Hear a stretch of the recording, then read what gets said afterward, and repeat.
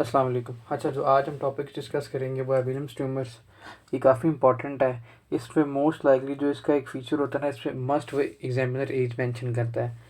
ये बच्चों में होती है, इसीलिए वो मोस्ट लाइकली इसमें एज मेंशन करके क्वेश्चन पूछ लेगा। वो कहेगा जी एक पेशेंट है, उसको हिमाचूरिया है, फ्लैंक पेन है और साथ हाइपरटेंशन है। एज मेंशन कर देगा, साथ उसकी 3 ईयर है।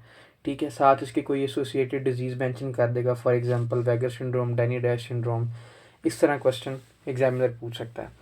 अच्छा, अब हम इसकी डिटेल में जाते हैं। इसमें होता क्या है, ये किडनी का ट्यूमर होता है। ठीक है, इमेच्योर किडनी मेसेनकाइम्स इसमें प्रोड्यूस होते बनते हैं। ठीक है। अच्छा, इसमें सबसे पहले आपको जो इसका क्लिनिकल फीचर का पता होना चाहिए। जो इसमें ट्राइएड होता है ना, काफ़ी इंपॉर्टेंट है।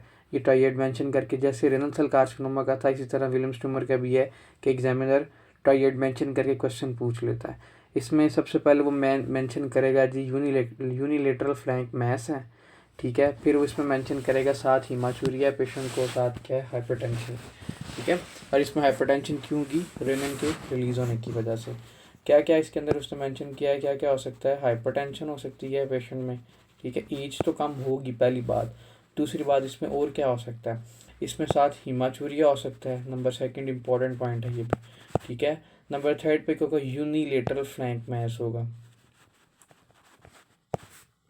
कि तीनों किसके फीचर हैं, कि तीनों हमारे विलियम्स ट्यूमर के साथ, प्लस इसके लिख लें एज क्या होगी, हार्डली 3 to 5 होगी पेशेंट की। चिल्ड्रन मेंशन करेगा कि एक बच्चा है, उसको ये सारे फीचर हैं, उसके हाइपरटेंशन है, उसके ब्लड में यूरिन आ रहा है। साथ वो कहेगा ऑन एग्जामिनेशन हमें उसके यूनिलेटरल फ्लैंक मास मिला है। बताएं क्या है मोस्ट लाइकली डायग्नोसिस क्या है इसका। तो इसमें क्या आंसर होगा इसका, विलियम्स ट्यूमर होगा। अच्छा, अब देखें, ये तो थे इसके क्या क्लिनिकल फीचर। किस किस कॉज की वजह से हमें ये सॉरी विलियम्स ट्यूमर हो सकता है।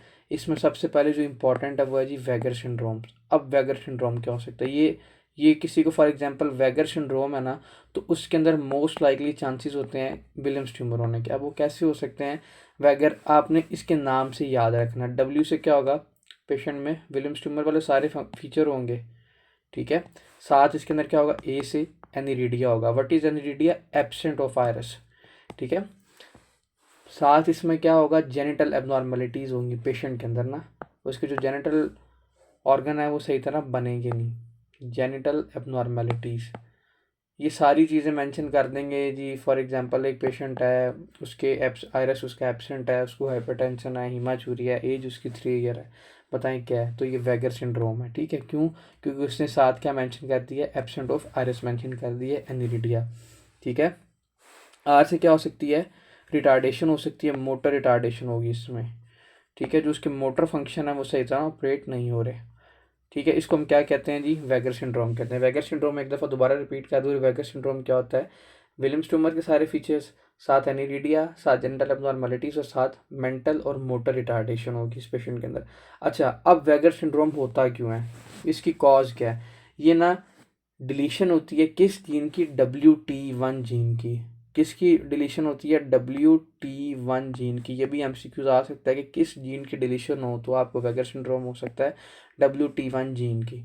ठीक है, और किस क्रोमोसोम नंबर पे ये होती है, ये 11p13 पे होती है। क्रोमोसोम नंबर 11p13 पूछ सकते हैं कौन सा क्रोमोसोम इफेक्टेड है, या वो मेंशन कर देंगे जी क्रोमोसोम 11p13 इफेक्टेड है, पेशेंट में एनिरीडिया है, हाइपरटेंशन है, हीमाचूरिया है, यूनिलेटरल फ्लैंक मैस है और कुछ जेनिटल और मोटर फंक्शन डिस्टर्ब हो उसके हैं। तो इस मोस्ट लाइकली डायग्नोसिस क्या हो सकती है, वैगर सिंड्रोम हो सकता है। ठीक है, एक छोटा सा ये इंपॉर्टेंट टॉपिक है, इसमें सिर्फ ये मेंशन करके ना एग्जामिनर, ये फीचर मेंशन करके इसके क्या कहते हैं, विलियम्स ट्यूमर की और एज मेंशन करके पूछ लेगा जी क्या है, साथ कोई ना कोई एक मतलब के फीचर मेंशन कर देगा वैगर सिंड्रोम का। अब सेकंड पे डेनी ड्रैश सिंड्रोम। डेनी ड्रैश सिंड्रोम भी, इससे भी क्वेश्चन आ सकता है। सेम इसमें भी क्या होगी, विलियम्स ट्यूमर वाले सारे फीचर होंगे। ठीक है, ग्लोमुलर डिजीज होगी इसमें, मेल सूडो हर्माफ्रोडिटिज्म होगा। अब देखें, सारे फीचर हमें क्या देगा, विलियम्स ट्यूमर के दे देगा, साथ वो मेंशन कर देगा कि अब सूडो हर्माफ्रोडिटिज्म क्या है, कि एक पेशेंट के अंदर मेल वाले भी कैरेक्टरिस्टिक्स हैं और फीमेल वाले भी कैरेक्टरिस्टिक हैं। फॉर एग्जाम्पल उस पेशेंट के अंदर ओवरीज भी हैं, ठीक है, या यूट्रस भी है, और साथ उसके क्या है, पेशेंट में पीनस भी है। ठीक है, इसको हम कहते हैं सूडो हर्माफ्रोडिटिज्म बोलते हैं। साथ मेंशन कर देगा यूनिलेटरल फ्लैंक मैस है उसमें, ठीक है, हाइपरटेंशन है पेशेंट को, साथ क्या है इसमें हीमाचूरिया है, ठीक है। ये सारे फीचर मेंशन करके वो पूछ सकता है बताएं क्या है, तो इसका आंसर क्या होगा, डेनी ड्रेस सिंड्रोम्स। अब डेनी ड्रेस सिंड्रोम की कॉज क्या हो सकती है, इसमें भी अगेन WT1 जीन पे म्यूटेशन हो जाएगी, ठीक है। जब WT1 जीन पे म्यूटेशन हो जाएगी तो जीन काम करना छोड़ देगा और उसकी वजह से हम ये सारे फीचर आएंगे जो भी हमने पढ़े हैं यहाँ पे देखें। थर्ड वन इसमें क्या हो सकता है, बैकविथ वाइट सिंड्रोम हो सकता है, बैकविथ वाइडमैन सिंड्रोम हो सकता है। अब बैकविथ वाइडमैन सिंड्रोम में क्या होता है, अगेन विलियम्स ट्यूमर इसमें भी होगा। पेशेंट में क्या होगा, विलियम्स ट्यूमर, सारे वही फीचर होंगे। साथ मेंशन कर देगा कि उसको हाइपोग्लाइसीमिया, जो उसका BSR हम जब उसका ओरल ग्लूकोज टॉलरेंस टेस्ट किया, OGTT किया है, तो उसमें जो उसकी वो ग्लूकोज का लेवल है वो डिक्रीज है, ठीक है। साथ उस वो मेंशन कर देगा कि उसके अंदर ना जो उसकी हाइपरट्रॉफी हुई है मसल्स की, एक साइड की, ठीक है, एक साइड के मसल्स की हाइपरट्रॉफी या ऑर्गन का साइज इसमें इंक्रीज है, वो मेंशन, ये सारे फीचर कर दे। कौन कौन से मेंशन करेगा इसके अंदर, बैकफिट वाइडमैन सिंड्रोम के अंदर कौन से करेगा, पेशेंट को क्या है, सबसे पहले विलियम्स ट्यूमर है। अब इसके जो हमने अभी ऊपर सारे फीचर पढ़े हैं वो ऐड करें इसमें, साथ इसमें मेंशन कर दें जी उसको क्या है, हाइपोग्लाइसीमिया है, दूसरा इंपॉर्टेंट फीचर। साथ इसमें क्या लिखेंगे जी, उसके जो ऑर्गन का साइज है वो क्या है, इंक्रीज है, ठीक है, किडनी का साइज़ बढ़ा हुआ है, टंग का साइज़ बढ़ा हुआ है, वो इस तरह मेंशन कर देगा। और मसल्स की क्या है, हाइपरट्रॉफी है, और किस मसल्स की, हेमी वन साइडेड जो मसल है, एक साइड के मसल है उनकी क्या है, हाइपरट्रॉफी है। और पूछ सकता है जी किस जीन की म्यूटेशन है इसके अंदर, तो आपने याद रखना WT2 जीन की म्यूटेशन है, ठीक है। ये MCQs आ जाता है कि किस जीन की म्यूटेशन है और किस क्रोमोसोम नंबर पे, 11p15.5 क्रोमोसोम, ये क्रोमोसोम नंबर है इसका, ये दोनों MCQs आ जाते हैं।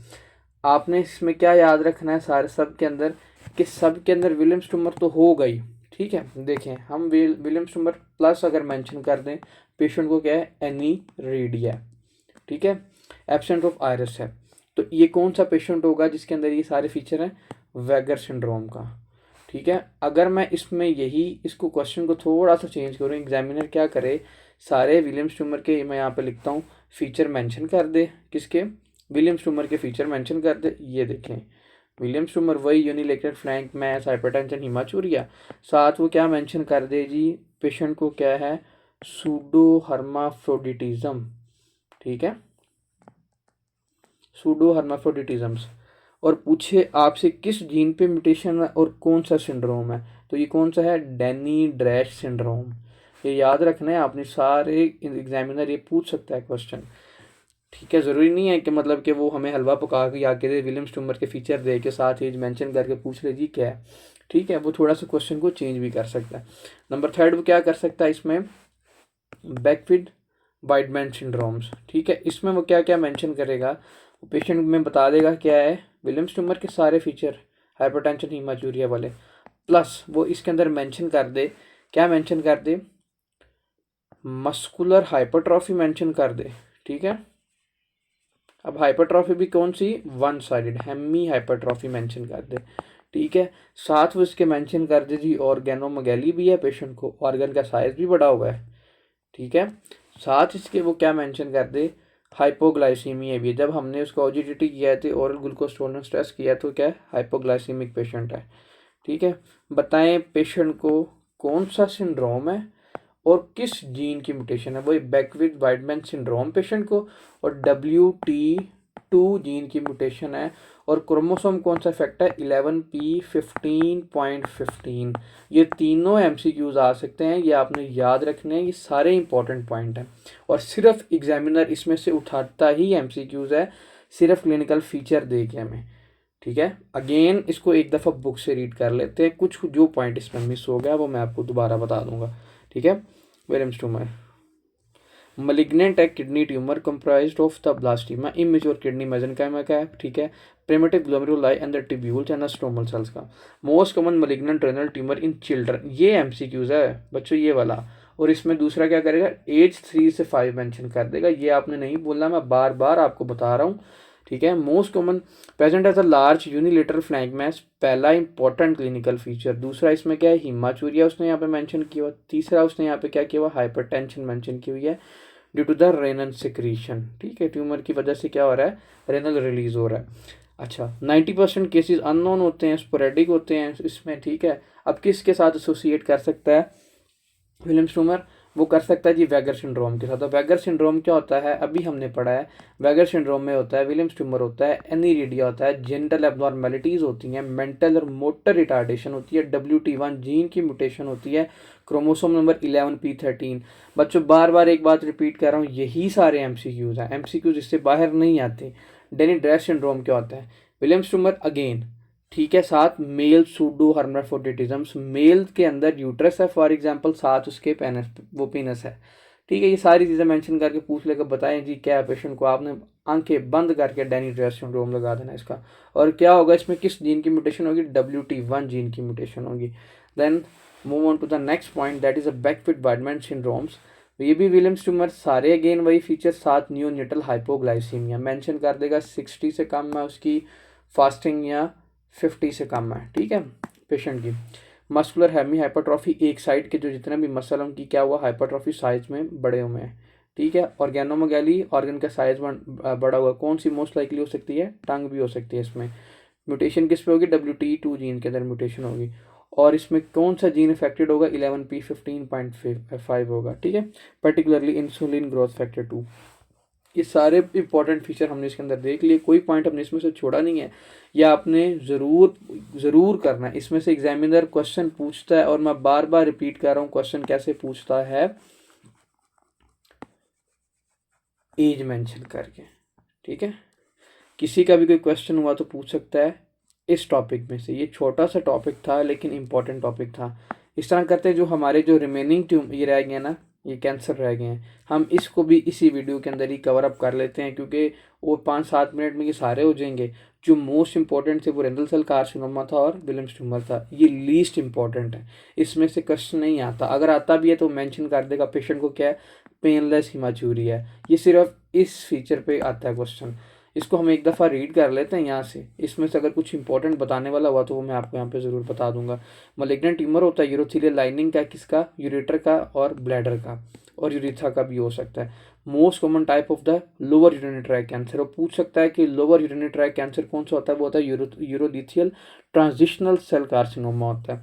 ठीक है, याद रखना है। मेनली कहाँ पे होता है, ब्लैडर में होता है। इसके रिस्क फैक्टर क्या है, cigarette smoking is the main risk factor है इसका। और क्या हो सकते हैं, नेफ्थेलामाइन हो सकते हैं, एजोडाइज हो सकते हैं, और ये कुछ ड्रग्स हैं साइक्लोफॉस्फेमाइड और फिनाएसिटेन को यूज़ करने की वजह से भी हो सकते हैं। ये मोस्टली ओल्डर एडल्ट्स में होता है। पेनलेस हीमाटूरिया इसके अंदर होता है। इसके दो पाथवेज होते हैं, एक होता है फ्लैट, दूसरा होता है इसमें क्या इन्वॉल्व होता है, पेपिलरी सेल्स वगैरह इसमें इन्वॉल्व होते हैं। अब देखें फ्लैट में पता आपके क्या होता है, फ्लैट में हमारा एक जीन होता है ट्यूमर सुप्रेसर जीन, इसको हम बोलते हैं, that's actually the P53 gene. ये क्या करता है, ये ट्यूमर को आगे स्प्रेड नहीं होने देता, P53 जीन। अब किसी की म्यूटेशन हो गया P53 जीन के अंदर, इनहिबिट होगा, काम नहीं कर रहा, तो जितने भी हमारे वो सेल्स थे, ये उनकी डिवीजन को रोक सकेगा, नहीं रोक सकेगा। P53 ने जब उसकी डिवीजन को रोक नहीं सकेगा, अगर फॉर एग्जांपल कोई कैंसरस सेल है कोई, अगर P53 जीन म्यूटेटेड है तो कैंसरस सेल्स जितने भी होंगे वो आगे ज़्यादा से ज़्यादा प्रोलिफरेट करेंगे। क्यों, क्योंकि उनको इनहिबिट करने वाला कौन था, P53 जीन था। अब P53 तो है नहीं है, तो कैंसर सेल आगे ज़्यादा से ज़्यादा स्प्रेड करेंगे। ठीक है, इसको हम क्या बोलते हैं जी, फ्लैट पाथवेज बोलते हैं। दो पाथवेज बताए ना इन्होंने यहाँ पे, develop as the high grade flat tumour and thin and then invades associated with the early P53 mutation. इसमें किसकी म्यूटेशन होती है, P53 जीन की म्यूटेशन होती है। देन सेकंड वन उसने यहाँ पे क्या बताया, पेपलरी। पेपलरी में क्या होता है, लो ग्रेड होता है, ये क्या कहते हैं ट्यूमर, पेपलरी ट्यूमर जो होता है। ठीक है, ये भी इन्वेड करता है, लेकिन इसमें याद रखना है कि इसमें ज़रूरी नहीं है कि P53 जीन की म्यूटेशन हो। वो पूछ सकते हैं कि P53 जीन की म्यूटेशन मोस्ट लाइकली यूरोलिथियल कार्सिनोमा में किस टाइप में होती है, तो वो होती है फ्लैट वाले में। ये MCQs आ सकता है इस तरह। ठीक है, साथ वो मेंशन कर देगा जी पेनलेस हिमाचूरिया किसका फीचर है, तो वो किसका है, ट्रांजिशनल सेल कार्सिनोमा का। ये याद रखना, बस इसमें ये इंपॉर्टेंट पॉइंट था जस्ट। ठीक है, tumour are often multi focal and the रेकर फील्ड इफेक्ट होते हैं। ठीक है, अब देखें स्क्वेमस सेल कार्सिनोमा क्या होता है। स्क्वेमस सेल कार्सिनोमा क्या होता है कि स्क्वेमस सेल्स का कार्सिनोमा हो गया ड्यू टू, क्यों होता है इसमें, फॉर एग्जांपल हमारे नॉर्मली जो ये होती है ना, क्या कहते हैं, ब्लैडर में एपिथीलियम कौन सी होती है? स्क्वेमस एपिथीलियम तो नहीं होती ना। फॉर एग्जांपल किसी पेशेंट के अंदर क्या हुआ, मेटाप्लेजिया हुआ। जब किसी पेशेंट के अंदर मेटाप्लेजिया होगा तो उसकी एपिथीलियम क्या कर देती है, चेंज कर जाती है। एक एपिथीलियम दूसरी एपिथीलियम में चेंज हो, उसको हम क्या बोलते हैं, मेटाप्लेजिया बोलते हैं। ठीक है, फॉर एग्जांपल अब पेशेंट के अंदर क्या हुई, मेटाप्लेजिया हुई, उसकी एपिथीलियम चेंज करके, किसकी, ब्लैडर की चेंज करके, तो उसकी वजह से क्या होगा, उसके अंदर कौन सी हो जाएगी, स्ट्रेटिफाइड एपिथीलियम की जगह क्या होगी, स्क्वेमस एपिथीलियम आ जाएगी। ठीक है, ये एमसीक्यूज आता है किसकी, ब्लैडर में से। ब्लैडर में कौन सी एपिथीलियम होती है, ट्रांजिशनल एपिथीलियम होती है। ट्रांजिशनल एपिथीलियम अगर चेंज हो जाए मेटाप्लेजिया की वजह से, तो उसकी वजह से क्या हो जाएगा, पेशेंट के अंदर स्क्वेमस एपिथीलियम डेवलप हो जाएगी। किसके अंदर, किसमें, ब्लैडर में। ठीक है, ये एमसीक्यू यहाँ से आ सकता है कि कौन सी एपिथीलियम चेंज होती है उसमें होती है। ये देखिए, arise in the background of the squamous metaplasia, normal bladder surface is not line by the squamous epithelium. वो किसकी होती है, ट्रांजिशनल एपिथीलियम। याद रखना, ट्रांजिशनल एपिथीलियम होती है ब्लैडर के अंदर। रिस्क फैक्टर कौन कौन से हो सकते हैं इसमें, chronic cystitis long term, for example किसी को क्या है, वो है किडनी का इन्फेक्शन है, क्रोनिक है, तो उसकी वजह से हो सकती है। शिस्टोसोमा हिमेटोबोलियम ये करवा सकता है इसमें, ये क्या कहते हैं, इन्फेक्शन। और इसके अलावा लॉन्ग टर्म क्या हो सकता है, कोई ना कोई स्टोन हो तो वो भी क्या करवा सकता है, हमें स्क्वेमस सेल कार्सिनोमा करवा सकता है। अगर वो एग्जामिनर मेंशन कर दे कि किसी पेशेंट को लॉन्ग टर्म वो था, क्या कहते हैं, वो पहले स्टोन था, उसका स्टोन ट्रीट नहीं किया काफ़ी देर से, तो बताएं उसके अंदर किस कैंसर के डेवलप होने के चांसेस ज़्यादा से ज़्यादा हैं, that's the squamous cell carcinoma. याद रखना आपने, ये इंपॉर्टेंट नहीं है बहुत ज़्यादा। इसमें आपने अगर सिर्फ याद रखना है कि इसमें स्क्वेमस वो हो जाती है, मेटाप्लेजिया होकर आपकी एपिथेलियम चेंज होती है, उसके बाद आपका डेवलप हो जाता है, कैंसर डेवलप हो जाता है। अगर लॉन्ग टर्म आपकी अगर वही रहे, क्या कहते हैं, क्योंकि मेटाप्लेजिया के बाद आपको पता क्या होता है, डिस्प्लेजिया होता है। डिस्प्लेजिया के बाद क्या होता है, कैंसर हो जाता है पेशेंट के अंदर। तो यहाँ पे सारा वही सिनेरियो है। अब बात करते हैं एडिनो कार्सिनोमा की। एडिनो कार्सिनोमा में क्या होता है, एडिनो कार्सिनोमा में ना ये भी मलिग्नेंट, इसका क्या कहते हैं, इसमें मलिग्नेंट प्रोलिफरेशन होती है ग्लैंड की, में मोस्ट लाइकली किसकी हो सकती है, ब्लैडर की हो सकती है। ब्लैडर के सेल्स की प्रोलिफरेशन ज़्यादा से ज़्यादा होगी, उसकी वजह से पेशेंट को क्या हो सकता है, एडिनो कार्सिनोमा हो सकता है। और ट्यूमर डेवलप कहाँ पे होता है, डोम ऑफ द ब्लैडर, ये उसकी लोकेशन है कि ट्यूमर मोस्ट लाइकली किधर हो सकता है, डोम ऑफ ब्लैडर से, यहाँ पे जो ऐसे डोम बनता है ना ब्लैडर का, उस पर। ठीक है, इसकी वजह से क्या है, किस वजह से हो सकता है, सिस्टाइटिस की वजह से हो सकता है, या कोंजेनिटल फेलियर हो, किसका, आपका कॉडल पोर्शन बने ना, किसका, एब्डोमिनल और ब्लैडर वॉल का। एब्डोमिनल और ब्लैडर वॉल का क्या हो, कॉडल पोर्शन ना बने, तो क्या करवा सकता है, हम पेशेंट के अंदर एडिनो कार्सिनोमा करवा सकता है, नंबर वन कॉज। दूसरा वही लॉन्ग टर्म पेशेंट में क्या हो, सिस्टाइटिस हो, तो वो भी क्या करवा सकता है, एडिनो कार्सिनोमा करवा सकता है। इसके बाद से इंपॉर्टेंट, इसकी बस कॉजेज याद रखें किस किस वजह से हो सकता है, ये इंपॉर्टेंट नहीं है, जो इंपॉर्टेंट था वो हमने डिटेल में डिस्कस कर लिया है। ठीक है, किसी का भी यहाँ तक कोई क्वेश्चन हुआ तो वो मोस्ट वेलकम पूछ सकता है कमेंट सेक्शन के अंदर। अच्छा, अब इसको एक दफ़ा अपनी फर्स्ट एड बुक से देख लें, वहाँ पर मैंने मेंशन किया है, तो इसको वहाँ से भी एक दफ़ा अच्छे से रीड आउट कर लेते हैं।